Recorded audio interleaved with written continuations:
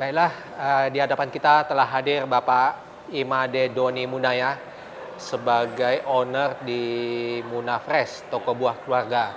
Mungkin Bapak bisa memperkenalkan diri sebelumnya nama, kemudian Ya, nama saya Imade Doni Waspada atau biasa dikenal dengan Doni Muna atau di PB-nya juga dipanggil Doni Melon ya, karena saya pertama kali yang mendatangkan melon ke Indonesia.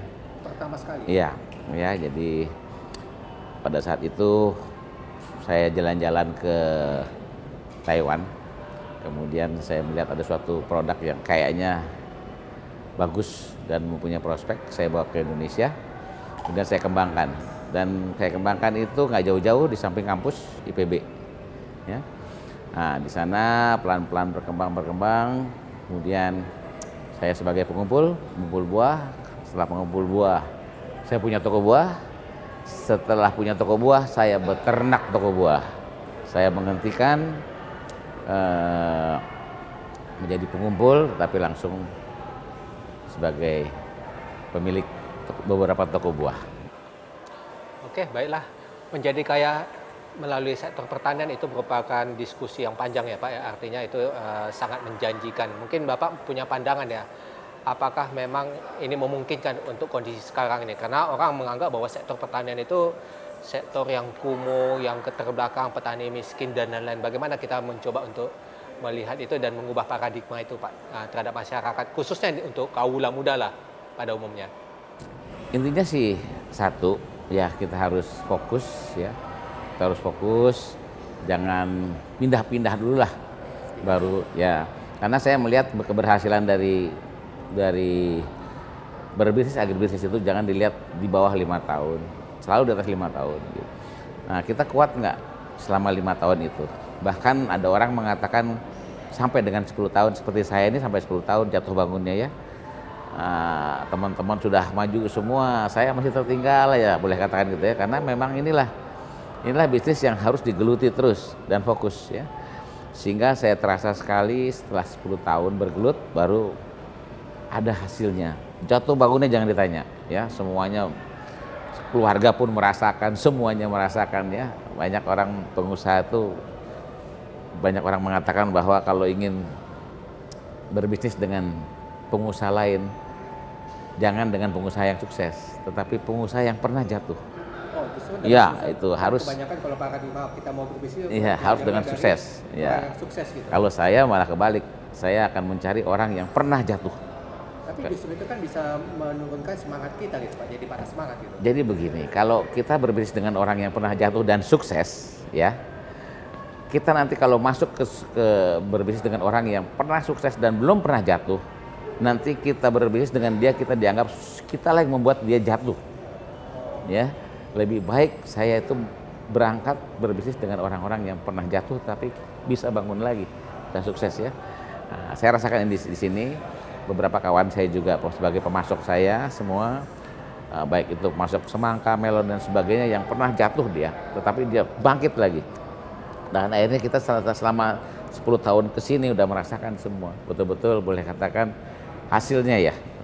Mereka juga punya toko di daerah-daerah, saya juga kebetulan di Bali, dan saya pun selalu berpendapat bahwa buah yang saya jual ini dari buah bulat sampai hancur itu harus jadi uang.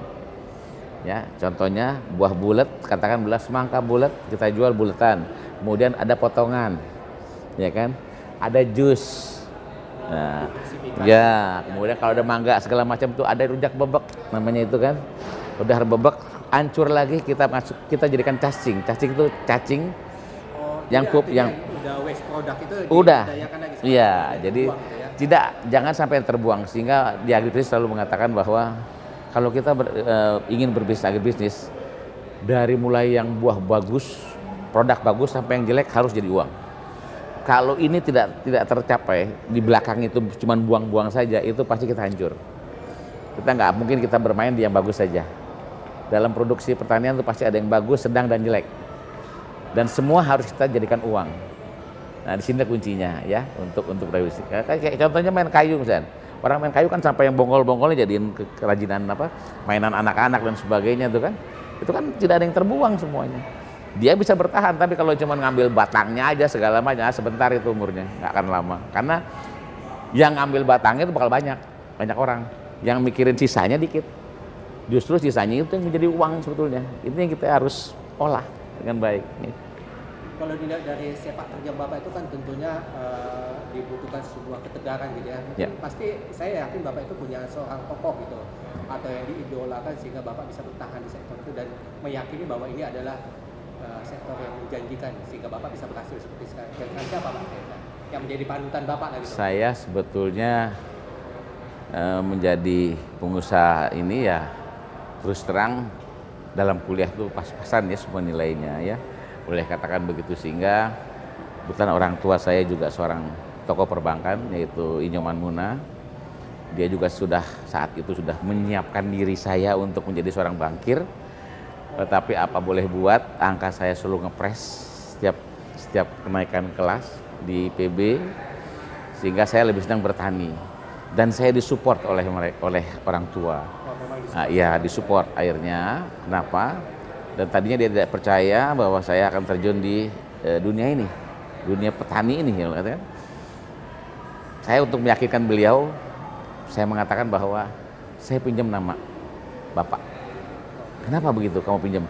Kalau saya berusaha dengan main-main, saya berarti menghancurkan nama Bapak. Jadi saya pinjam nama dia, tidak dengan nama Doni misalkan ya, nama saya kan Doni. Enggak, sekalian saya pinjam nama dia. Gitu. Oh ya betul juga ya, sehingga saya bekerja tidak neko-neko dan akan fokus. Dan ini terbukti setelah 10 tahun.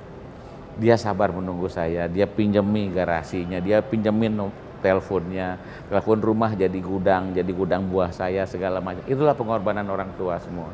Itu yang saya rasakan bahwa kok dia seorang bankir yang punya bank masih mau ngurusi anaknya yang bekutet di lahan, boleh katakan begitu ya, di sawah gitu ya.